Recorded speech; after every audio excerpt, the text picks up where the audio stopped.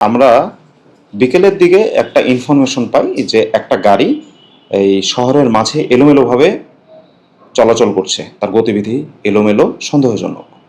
তো বিষয়টা আমরা আরও তলিয়ে দেখার জন্য আমরা আমাদের থানা থেকে অভিযান টিম বের করি। একই সাথে ঘটনার গুরুত্ব বিবেচনা করে আমি নিজেও এই অভিযানে অংশগ্রহণ করি। এক পর্যায়ে এই গাড়িটা দ্রুত বেগে সন্দেহজনক গতিবিধির মাধ্যমে সামনে এগিয়ে যাওয়ার চেষ্টা করলে আমরা গাড়িটিকে বাস টার্মিনালের সামনে থেকে, ওখানে কিছুটা জ্যাম ছিল, এই জ্যামের মধ্যে গাড়িটা স্লো করলে আমরা গাড়িটাকে আটক করি বলতে গাড়িটাকে থামানোর পরে আমরা তাকে জিজ্ঞেস করি যে আপনার নাম, ঠিকানা, এই সমস্ত, যে এইভাবে গাড়ি চালাচ্ছে, মানে অর্থাৎ তার পরিচয়টা আমরা নিশ্চিত হওয়ার চেষ্টা করি। কথার এক পর্যায়ে তিনি হঠাৎ করে গাড়িটা খুব দ্রুত এক্সিলারেটরের চাপ দিয়ে সামনের দিকে বেপরোয়াভাবে এগিয়ে যাওয়ার মুহূর্তে আমাদের পুলিশ সদস্য, আমাদের পুলিশ সদস্যরা গাড়ির সাথে একটু ঘষাও লাগে এবং আমাদের যে সরকারি গাড়ি আছে, সরকারি গাড়িতেও তিনি আঘাত করেন। এতটাই বেপরোয়াভাবে তিনি চালিয়েছেন, গাড়িটি ক্ষতিগ্রস্ত হয়েছে কিছুটা সামনে চলে যান, 20 থেকে 30 গজ সামনে চলে যান। সেইখানে যেহেতু এখানে অনেকগুলো গাড়ি, অনেক যানবাহন ছিল, একটা মোটরসাইকেলকে তিনি পেছন থেকে আঘাত করেন বেপরোয়া গতির মাধ্যমে। যিনি আরোহী ছিলেন, মোটরসাইকেলের চালক, তিনি ঘটনাস্থলে আহত হন, মোটরসাইকেলটি ক্ষতিগ্রস্ত হয় এবং তখন আমরা পেছন থেকে তাকে ধাওয়া করলে আমাদের পুলিশ সদস্যদের সাহসিকতা এবং বীরত্বের মাধ্যমে এবং জনগণের স্বতঃস্ফূর্ত অংশগ্রহণের মাধ্যমে তাকে আমরা ধরে ফেলতে সক্ষম হলে ধরার পরে, যেহেতু তার গতিবিধিটা অত্যন্ত সন্দেহজনক ছিল, তাকে আমরা বারংবার জিজ্ঞেস করি তার পরিচয়, আসার উদ্দেশ্য, তিনি কোথায় আছেন, কিভাবে করেছেন। তো তার কথাবার্তা আমাদের কাছে খুবই সন্দেহজনক। এক কথা বলার কারণে সন্দেহ হয়, বারংবার তাকে আমরা বিভিন্ন অ্যাঙ্গেল থেকে জিজ্ঞেস করি, সন্দেহ হয়।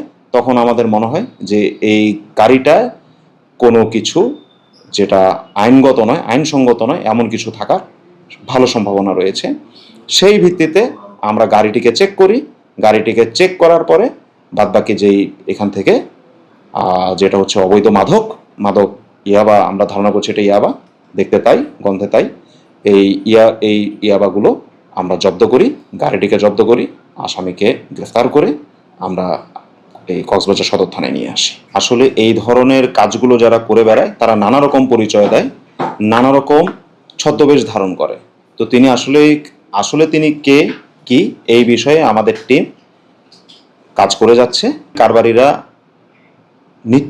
প্রতিদিনই তাদের কৌশল কিন্তু পরিবর্তন করছেন। আপনারা দেখে থাকবেন, কয়দিন আগে আমরা হিমছড়িতে একটি গাড়ি জব্দ করেছি। গাড়ির পেছন থেকে যে গ্যাস সিলিন্ডার, এটা তো আসলে দাহ্য, এটা খোলা যায় না, এটা খোলাটা খুব রিস্কি। সেইখান থেকে অদ্ভুত কৌশলে পেছনের অংশটা কেটে একটা প্যাচের সিস্টেম করে এটার ভেতরে করে ইয়াবা কিন্তু পাচার হচ্ছিল, আমরা সেটা ধরেছি। নিত্য নৈমিত্তিক নতুন পন্থায় মাদক কারবারিরা কাজ করে যাচ্ছে এবং আমরাও পুলিশ, আমরা আমাদের প্রযুক্তি ব্যবহারের মাধ্যমে, আমরা সোর্সিংয়ের মাধ্যমে, আমাদের যে অভিজ্ঞতা, আমরা আমাদের অভিজ্ঞতার সর্বোচ্চটুকু দিয়ে আমরা তাদের কার্যক্রমকে ব্যাহত করে যাচ্ছি, তাদেরকে আটক করছি, ইয়াবা জব্দ করছি, সমাজটাকে যতটুকু সম্ভব সুন্দর করে গড়ে তোলার চেষ্টা করছি। আমাদের যেই অভিযান টিম ওইখানে উপস্থিত ছিল, এই মাদক জব্দ করার বিষয়টি অ্যাকচুয়ালি হচ্ছে অভিযান টিমের। তবে আমি ধারণা করে বলছি, এইটা একেবারে 100তে 100 হবে না। আমার ধারণা এখানে 25 থেকে 26 হাজার মাদক থাকবে, আমার এটা ধারণা। বেশি হতে পারে কিছুটা, কম হতে পারে কিছুটা। মাদক কারবারি যারা আছেন তাদেরকে বলছি, ধরা পড়বেন। এবং আমাদের যে আইন কিন্তু এখন অনেক কঠোর, নতুন কিছু ধারাও আছে।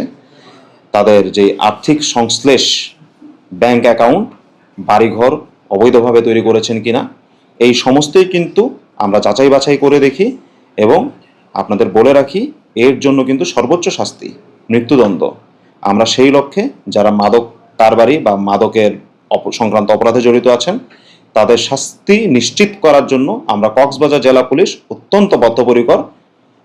বাংলাদেশ পুলিশের আমাদের মাননীয় আইজিপি স্যার এই ব্যাপারে 0 টলারেন্স নীতি গ্রহণ করেছেন এবং আমাদের মাননীয় প্রধানমন্ত্রী কিন্তু এ ব্যাপারে অত্যন্ত সজাগ, তিনি নিয়মিতভাবে আমাদের দিক নির্দেশনা দিয়ে যাচ্ছেন, আমরা কাজ করে যাচ্ছি এবং স্বরাষ্ট্রমন্ত্রীও কিন্তু এটা তদারকি করে যাচ্ছেন।